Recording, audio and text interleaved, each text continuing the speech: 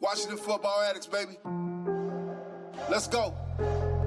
Washington Football Addicts, we've been repping for years. Always keeping it real. It's Rod, Steve, Devin, Phil. We talking about latest deals and what goes on the field and happenings with the team. So listen if you a fiend.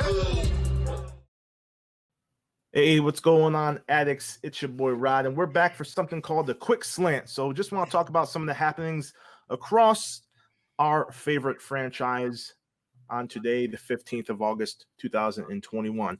So we're going to jump right in, like I said, and the first topic is going to pop up at the bottom of the screen for you guys to see on YouTube. So Kelvin Harmon was released earlier today. We're going to talk about it, but leave your comments below. And what does it mean for the franchise? So, Dev, I'll kick it to you. How you feeling about Kelvin Harmon getting released from the squad?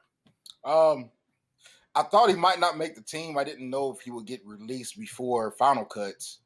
I understand it because where does he fit in once you think about how our rookie Diami Brown, I butchered his name probably, and then you got to think you still got both the Sims there, and you have Milne keeping up, and you still have AGG. I think this is actually a benefit to Haskins, and there's a chance that if he doesn't get picked up, maybe we can bring him back on the practice squad. I thought maybe that's what would happen, that we would just keep him on the veterans practice squad where he can't be touched. I thought maybe he could be on that since they allowed it to happen again this year. But, I mean, it's not really a huge surprise. Why not Hopkins, though? Why didn't he get cut? Maybe we'll talk about that. It's not on the ticket, but maybe we'll talk about that. But, Steve, how you feeling about Harmon being released, man? Yeah, it was a big surprise to me. I didn't see it. The big hype in the offseason about him looking so good, working out. Everyone at camp said he looked great.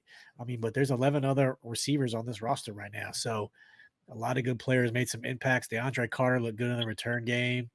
Diami Brown looked good on the field. I mean, Curtis Samuel's coming back off the pup, so he's ready to go. So it's just crowded. Now I wonder if he can clear waivers and come back to the practice squad, maybe, because the COVID rules are back in place where they can keep 6 dudes who were tenured over 2 years back on the squad. So maybe he has to clear waivers and they can bring him back. But the room's crowded. They clearly saw something that he didn't have that the other 11 guys currently have. So it is what it is.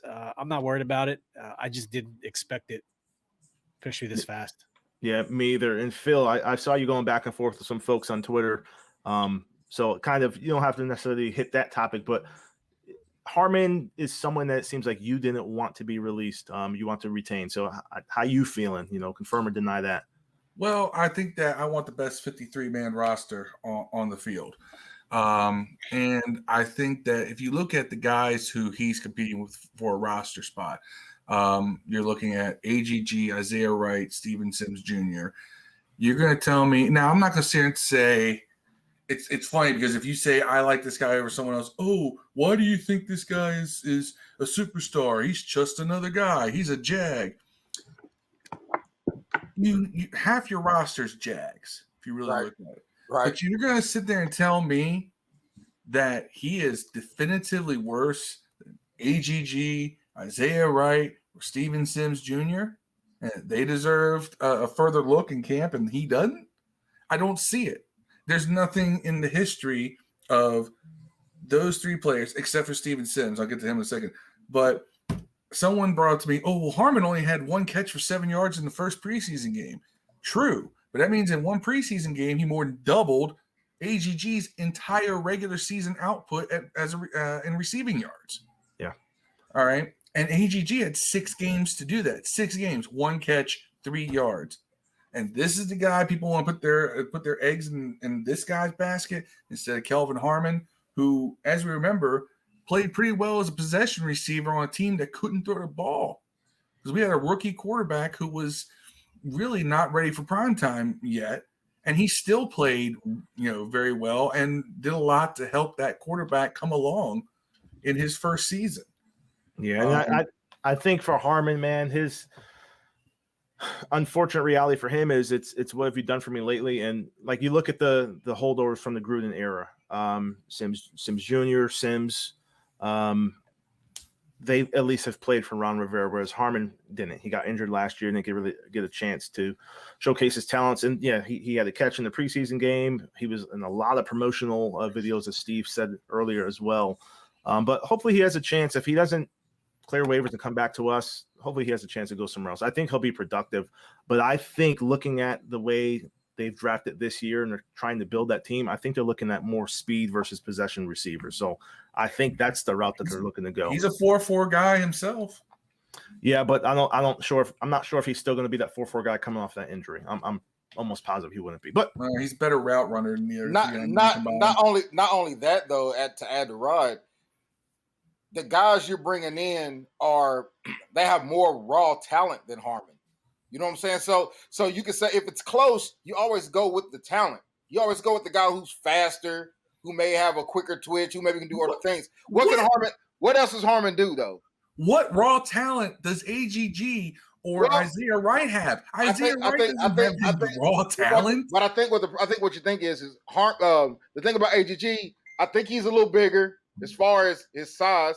He doesn't play that way. I get that. He's Josh Doxson 2.0. I get that he might think he's worse, but I'm saying he's faster. He has more potential to jump up and get past. It's like a lot of things. He has an upside that maybe Harmon doesn't. So if they're both close, you keep the upside because either way, neither one of them is going to play.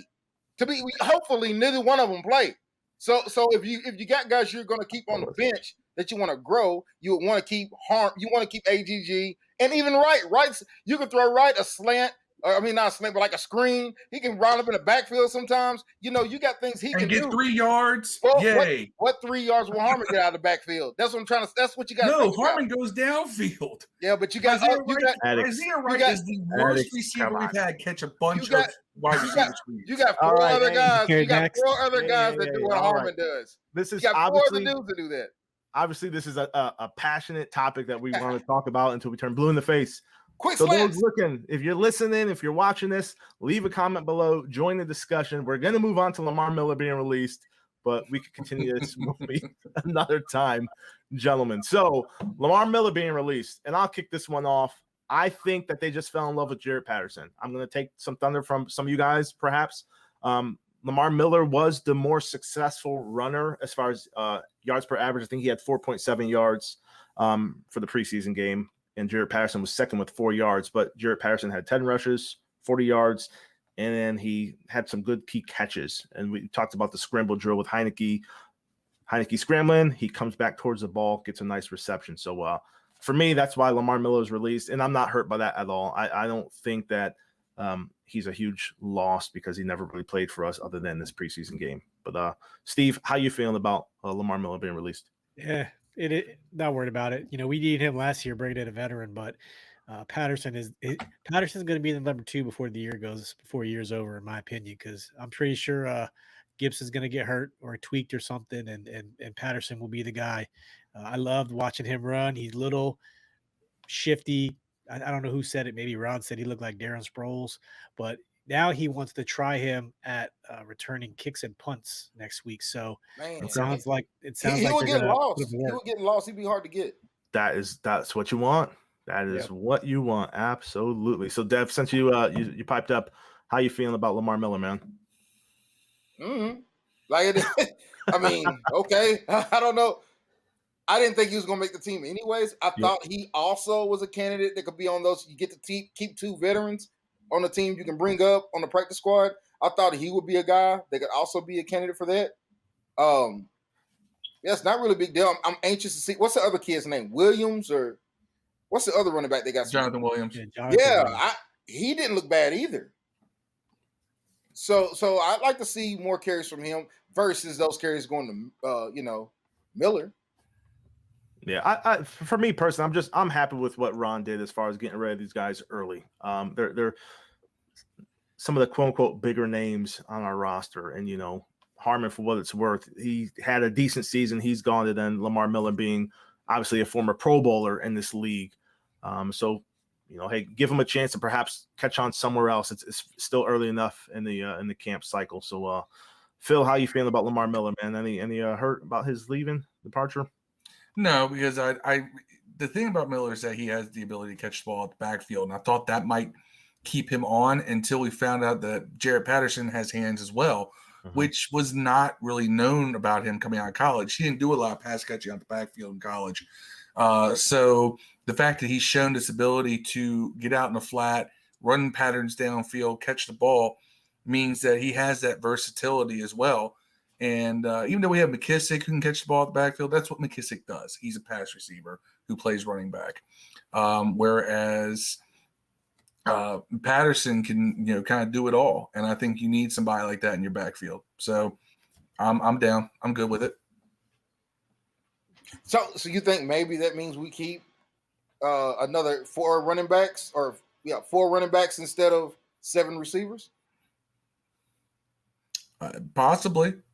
See, that's why everybody's saying, what's the receiver we're going to cut or who stays? Maybe none of those guys we're talking about stays, and Patterson gets to be the 4th running back. Maybe that's where it cut. Or is it raise the 4th tight end? Yeah, well, maybe the cut, like maybe the cut comes from receiver, and we're just not seeing that. Right now, I don't think we keep 4 tight ends because if Hemingway continues the way he did after that first preseason game, he's not making the 53. And I like Hemingway. He had a bad first preseason game, though, and there is a lot of depth at tight end that he's got to fight through. So I don't know if we keep 4 tight ends, but I could see us keeping 4 backs. You have Gibson and Patterson who are do-it-alls. You have your quote-unquote big back in Peyton Barber, and then you have McKissick as this 3rd down swing back who can play wide receiver as well or slot receiver. I can't wait to look at YouTube and find out what the hell you guys are talking about because Spectrum sucks. I just got kicked about 3 or 4 times. Great value. You gotta love the geographical dispersion we have, but it's all good. But yeah, this is something that we want to bring to you guys. Phil came up with a great name. Steve had brought it up earlier in the chat. But the quick slant, when we hear some hitting news about the Washington football team, we like to assemble the team ourselves, discuss it a little bit, and then obviously drop it into Facebook, YouTube, in the pod sphere as well, and let you guys discuss it. So give us a follow, like and subscribe to the YouTube channel. You'll see the banner at the bottom of the screen right now. Join the Facebook group. It's the longest standing of the Washington Football Addicts. We get there. We have a great game day thread. There's a lot of interesting characters within that group, but we all love them. We're all family. So thanks for listening to the Quick Slant, and we're out. Peace. Peace. Go Rod, go Steve, go Phil, go Dale. Washington Football Addicts, baby.